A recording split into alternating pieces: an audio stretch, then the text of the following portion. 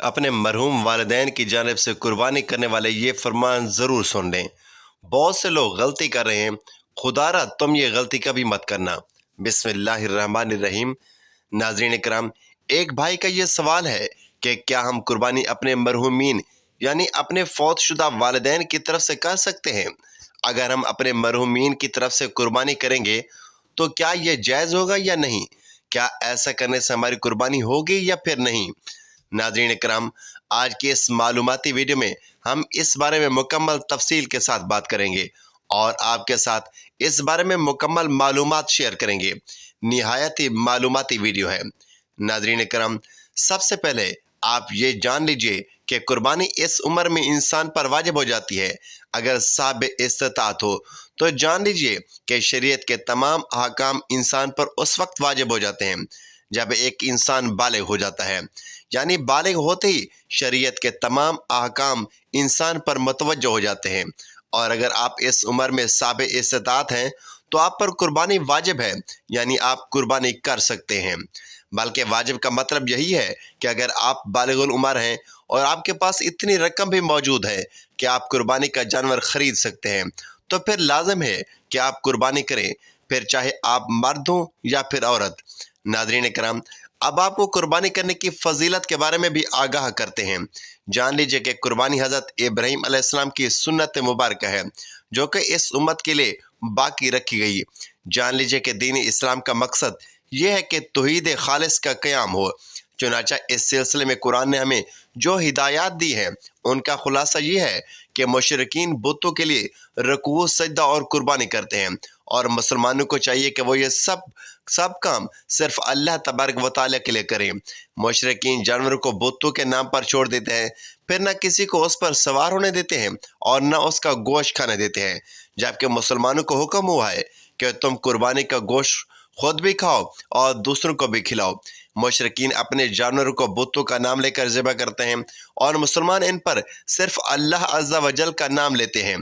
उसके बाद कुरान ने यह भी बताया कि अल्लाह तबारक व तआला तुम्हारी कुर्बानी के गोश्त का मोहताज नहीं और उसके हजूर कुर्बानी का खून और गोश्त नहीं पहुँचता, बल्कि तुम्हारी खालिस नियत पहुँचती है। अल्लाह को कुर्बानी के गोश्त से कोई सरोकार नहीं, वो इस अमल की रूह यानी खलूस नियत को देखता है।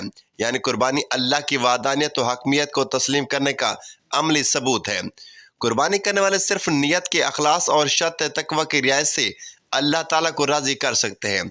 नबी करीम सल्लल्लाहु अलैहि वसल्लम को कुर्बानी का हुक्म दिया गया। अरशाद फरमाया, यानी तुम अपने रब के लिए नमाज पढ़ो और कुर्बानी करो। सैयदना हज़रत हसन इब्न अली रज़ी अल्लाह तआला अन्हु से रिवायत है कि हज़ूर अकरम सल्लल्लाहु अलैहि वसल्लम ने फरमाया, जिसने खुश दिली और सवाब की नीयत से कुर्बानी की तो उसके लिए आतिश जहन्नम से हिजाब यानी रोक हो जाएगी।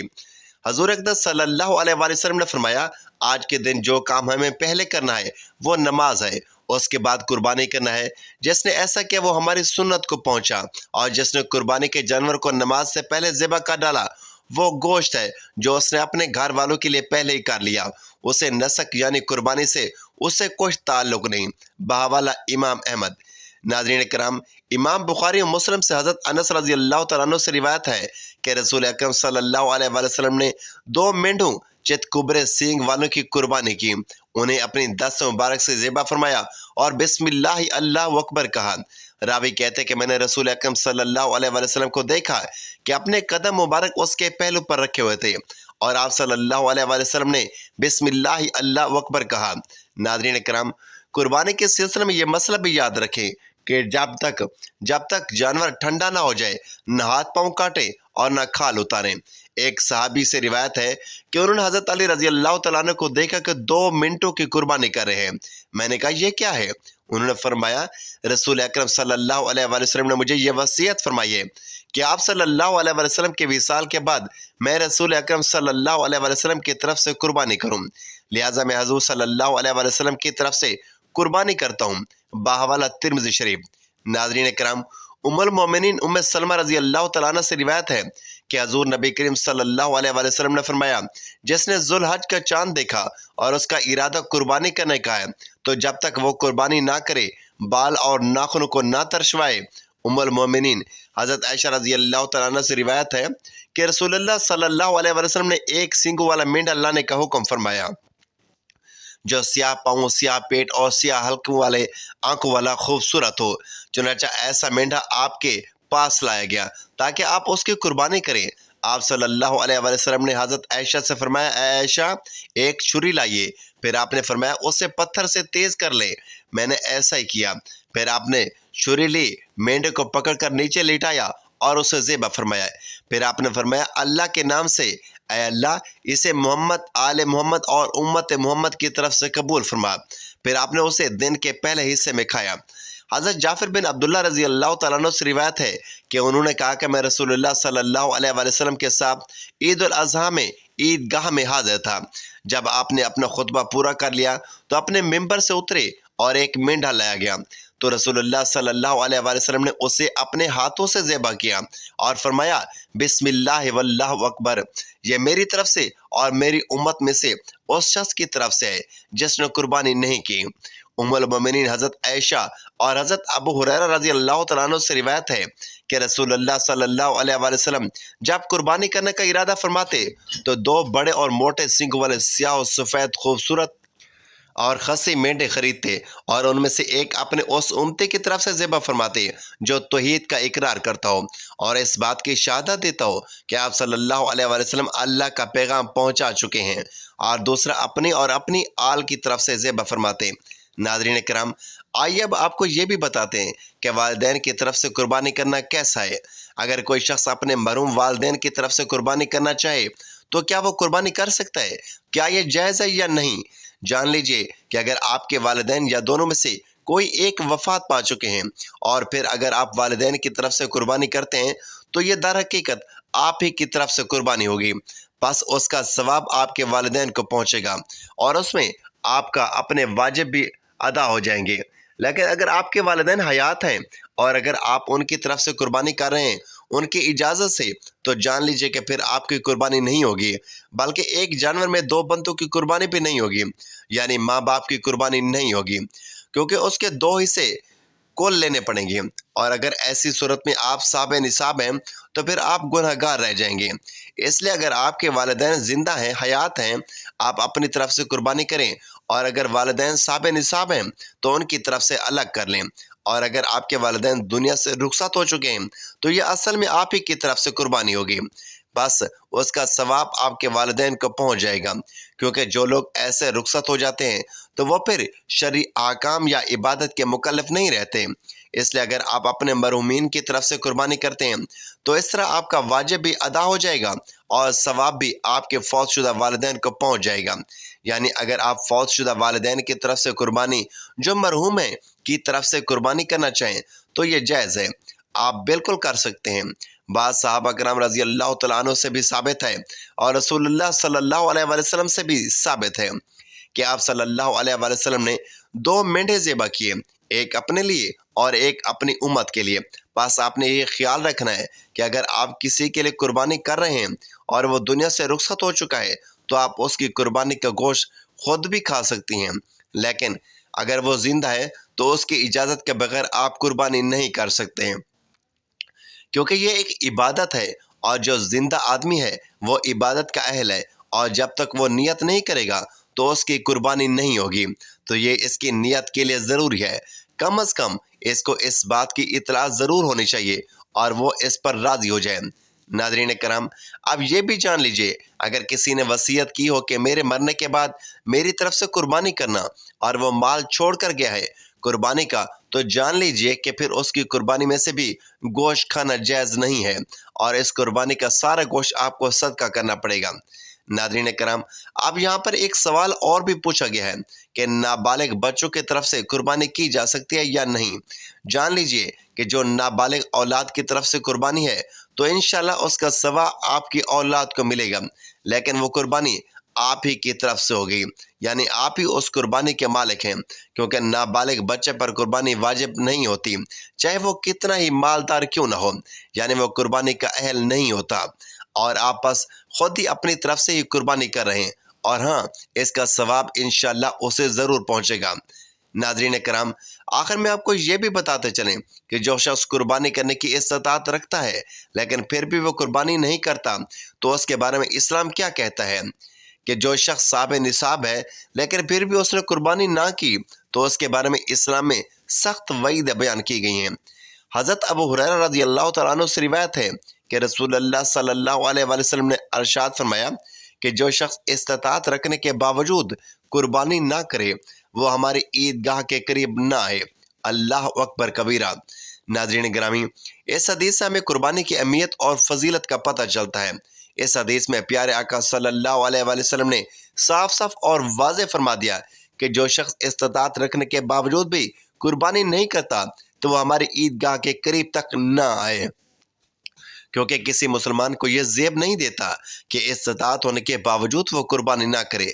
जान लीजिए कि कुर्बानी एक बहुत बड़ी इबादत और ईद उल अज़हा के दिन का एक दीनी त्यौहार है। जमहूर उलमा उसे सुन्नत मुअक्कदा कहते हैं, जबकि कुछ उलमा इस्तात रखने के हक़ में वाजिब कहते हैं। इसीलिए हमें इस तरह के गुनाह से बचना चाहिए और हमें कोशिश करनी चाहिए कि अगर इस्तात हो तो कुर्बानी लाजमी करनी चाहिए, और अगर इस्तात ना हो तो अल्लाह तबारक व तआला से दुआ करनी चाहिए। बेशक अल्लाह ही बेहतरीन वसीला बनाने वाला है। प्यारे दोस्तों, यकीनन हम मरे हुए वालिदैन के नाम से कुर्बानी कर सकते हैं, और ये अमल ना सिर्फ जायज़ है बल्कि बैसे सवाब भी है, बशर्ते कि उसके शरई उसूलों का ख्याल रखा जाए। ज़ाहिर में इस मौजू को कुरान और हदीस, फ़ुक़हा के अक़वाल, सलफ़ सालिहीन की आरा और अमली रहनुमाई की रोशनी में बयान किया गया है। नाज़रीन, इस्लाम एक ऐसा मज़हब है जो इंसान को न सिर्फ ज़िंदा वालिदैन की खिदमत का हुक्म देता है, बल्कि उनके इंतकाल के बाद भी उनके साथ हुस्न सलूक की तरगीब देता है। उनके लिए दुआए मग़फ़िरत करना, सदका जारिया करना और उनकी तरफ से नेकी के काम करना, इन सब अमाल को बैसे अजर करार दिया गया है। इन्हीं नेकियों में से एक अमल कुर्बानी है जो हम अपने मरहूम वालिदैन की तरफ से कर सकते हैं। लेकिन सवाल ये है कि क्या शरन ये जायज़ है? क्या इससे मरहूम को फ़ायदा पहुँचता है, और किस तरीके से ये कुर्बानी करनी चाहिए? आइए इस मसले का तफसीली जायज़ा कुरान और हदीस की रोशनी में लेते हैं। कुर्बानी एक ऐसा अमल है जो हज़रत इब्राहीम अलैहिस्सलाम की सुन्नत और नबी करीम सल्लल्लाहु अलैहि वसल्लम की ताकीद से उम्मत मुस्लिमा पर मशरू करार दिया गया है। अल्लाह ताला कुरान मजीद में फरमाता है, फसल्लि लिरब्बिका वनहर, तर्जमा, बस अपने रब के लिए नमाज पढ़ और कुर्बानी कर। रसूलुल्लाह सल्लल्लाहु अलैहि वसल्लम ने फरमाया, तर्जमा, कुर्बानी के दिन इब्न आदम का सबसे महबूब अमल अल्लाह के नज़दीक खून बहाना है। मरने वालिदैन के लिए कुर्बानी शरई दलाइल। नंबर 1, कुरान मजीद की रोशनी में। कुरान मजीद में सराह से ऐसा हुक्म तो मौजूद नहीं कि मरे हुए वालिदैन की तरफ से कुर्बानी करो, लेकिन कुरान की अमूमी तालीमात हमें बताती हैं कि इंसान के नेक अमाल दूसरे के लिए फ़ायदेमंद हो सकते हैं। जैसे तर्जमा, और जो लोग उन सहाबा के बाद आए वो कहते हैं, ऐ हमारे रब, हमें और हमारे उन भाइयों को बख्श दे जो हमसे पहले ईमान लाए। ये आयत बताती है कि मोमिनीन अपने गुजरे हुए भाइयों के लिए दुआएं करते हैं और उनके लिए मग़फ़िरत तलब करते हैं। इसी उसूल पर कुर्बानी भी एक नेकी है जो वालिदैन की तरफ से की जा सकती है। नंबर 2, हदीस की रोशनी में। नबी करीम सल्लल्लाहु अलैहि वसल्लम ने फरमाया, जब इंसान मर जाता है तो उसके अमाल मुनक़ता हो जाते हैं सिवाय 3 अमाल के। नंबर 1, सदका जारिया, इल्म जिससे फ़ायदा उठाया जाए, या नेक औलाद जो उसके लिए दुआ करे। इस हदीस से ये मालूम हुआ कि मरने के बाद इंसान के लिए नेक औलाद की तरफ से किया जाने वाला अमल फ़ायदेमंद होता है, और कुर्बानी भी एक नेकी है। इसलिए अगर औलाद वालिदैन की तरफ से कुर्बानी करे तो उससे उनको सवाब पहुँचता है। सहाबा किराम और सलफ़ सालिहीन का अमल। नंबर 1, हज़रत अली का अमल। हज़रत अली करमुल्लाह वजहुल करीम हर साल 2 कुर्बानियाँ करते थे, एक अपनी तरफ से और दूसरी रसूलुल्लाह सल्लल्लाहु अलैहि वसल्लम की तरफ से। ये अमल इस बात की दलील है कि जिंदा शख्स किसी दूसरे हत्ता के फौतशुदा की तरफ से कुर्बानी कर सकता है। नंबर 2, हज़रत अनस बिन मालिक रज़ी अल्लाह तआला अन्हु का अमल। हज़रत अनस रज़ी अल्लाह तआला अन्हु से मनकूल है कि वो नबी करीम सल्लल्लाहु अलैहि वसल्लम के वफ़ात के बाद भी उनकी तरफ से कुर्बानी करते हैं। मुख्तलिफ फ़ुक़हा मज़ाहिब की राय। नंबर 1, फ़िक़्ह हनफ़ी। आनाफ के नज़दीक किसी मरने वाले की तरफ से कुर्बानी करना जायज़ है, बशर्ते कि यह कुर्बानी नफली हो। اگر مرحوم نے وصیت کی ہو تو اس کی جائیداد کے 1/3 مال سے قربانی کی جا سکتی ہے، ورنہ نفلی قربانی اولاد اپنے مال سے کر سکتی ہے۔ نمبر 2، فقہ مالکی۔ مالکی فقہ کے مطابق کسی مرے ہوئے شخص کی طرف سے قربانی کرنا مکروہ ہے جب تک اس نے وصیت نہ کی ہو۔ نمبر 3، فقہ شافعی۔ شافعیہ کے نزدیک بھی مرحوم کی طرف سے قربانی کرنا جائز ہے بشرطے کہ وہ نفلی ہو۔ نمبر 4، فقہ حنبلی۔ حنابلہ کے ہاں مرے ہوئے شخص کی طرف سے قربانی کرنے کو باعث ثواب سمجھا جاتا ہے۔ رہنمائی۔ نمبر 1، نیت۔ قربانی کرتے وقت نیت کرنا بہت ضروری ہے کہ یہ قربانی میرے والد یا والدہ یا دونوں کی طرف سے ہے۔ نمبر 2، اعلان کرنا ضروری نہیں۔ اگرچہ نیت دل کا عمل ہے، لیکن بعض علماء کہتے ہیں کہ اگر اعلان کر دیا جائے، مثلا رسید پر لکھوا لیا جائے تو بہتر ہے، تاکہ قربانی کا گوشت مرحوم کے ایصال ثواب کے طور پر تقسیم کیا جا سکے۔ نمبر 3، گوشت کی تقسیم۔ گوشت کو عام طریقے سے ہی تقسیم کیا جا سکتا ہے، 1/3 مستحقین کو، 1/3 دوستوں کو اور 1/3 خود رکھ لینا۔ اگر چاہیں تو سارا گوشت صدقہ بھی کیا جا سکتا ہے۔ چند اہم سوالات و جوابات۔ کیا ایک ہی جانور میں زندہ اور مرحوم افراد کی نیت ہو سکتی ہے؟ جواب، جی ہاں۔ اگر قربانی اجتماعی ہو، مثلا گائے، بھینس یا اونٹ کی قربانی ہو، تو مختلف حصوں میں مختلف افراد کی نیت ہو سکتی ہے، بشرطے کہ سب کی نیت اللہ کے لیے ہو۔ سوال، کیا والدین کی طرف سے ہر سال قربانی ضروری ہے؟ جواب، ضروری تو نہیں، لیکن اگر استطاعت ہو تو باعث ثواب ہے۔ یہ صدقہ جاریہ کی ایک صورت بن سکتی ہے۔ اسلام ایک ایسا دین ہے جو مرنے کے بعد بھی انسان کے لیے خیرات، دعا اور نیکیوں کے ذریعے ثواب کے دروازے کھلے رکھتا ہے۔ والدین کی طرف سے قربانی کرنا شرعاً جائز ہے اور اس سے ان کو ثواب پہنچتا ہے، بشرطے کہ نیت خالص ہو، اللہ تعالیٰ کے لیے ہو اور اس عمل میں ریاکاری شامل نہ ہو۔ قربانی ایک اہم عبادت ہے اور اگر ہم اس کو اپنے مرحوم والدین کے ایصال ثواب کے لیے انجام دیں تو یہ نہ صرف ان کے درجات کی بلندی کا سبب بنے گا، بلکہ ہماری دنیا اور آخرت میں کامیابی کا ذریعہ بنے گی۔ ناظرین، اللہ تبارک و تعالیٰ سے دعا ہے کہ اللہ تعالیٰ ہمیں نیکی کے بات کو سننے، سمجھنے اور اس پر عمل کرنے کی طاقت اور توفیق مرحمت فرمائے۔ میرا سنانا اور آپ کا سننا اپنی بارگاہ الہی میں قبول و منظور فرمائے، آمین یا رب العالمین۔ محترم ناظرین، اگر آپ کو ہماری یہ ویڈیو پسند آئی ہے تو ویڈیو کو لائک، شیئر اور چینل کو سبسکرائب ضرور کیجیے اور کمنٹ باکس میں اللہ تعالیٰ کے 99 ناموں میں سے ایک نام ضرور ٹائپ کریں۔ اگلی ویڈیو تک کے لیے اجازت دیجیے۔ اللہ حافظ۔